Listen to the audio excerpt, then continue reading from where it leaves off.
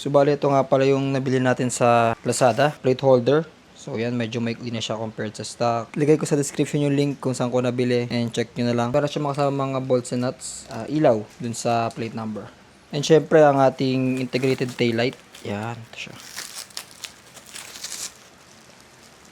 Ilagay ko rin sa description yung link kung saan ko na-order. So first step ng ating pagkabit ng integrated taillight and pag-remove ng fender. So tanggal mo na itong seat cowl or itong passenger seat, tanggalin muna natin. Gamit naman tayo ng 5mm na Allen wrench. So ito, pantanggal dito naman sa seat ng driver.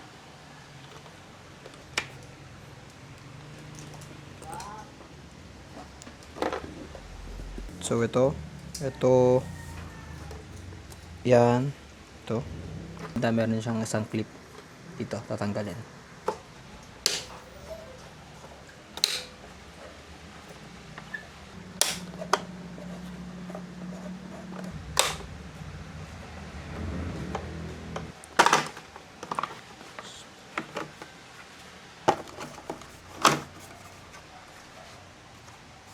So, remove nyo na yung dalawang side fairings dito.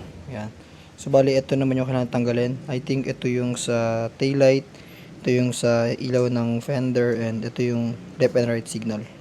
So, alisin ko muna itong mga to para mahugot ko na to.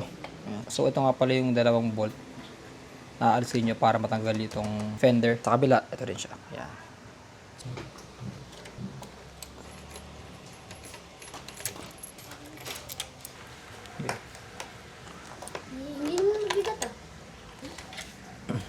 Para ma-reach nyo to or makita nyo tong nut na to para maalis tong stock na taillight. So, kailangan nyo tanggalin sa pagkakakabit yan dito.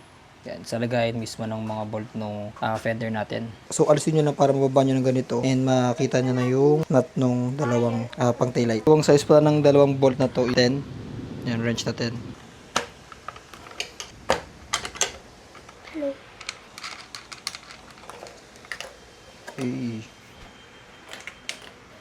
So, bali, ito na yung stock ng taillight. Naalis na natin. Kabit na natin yung integrated taillight.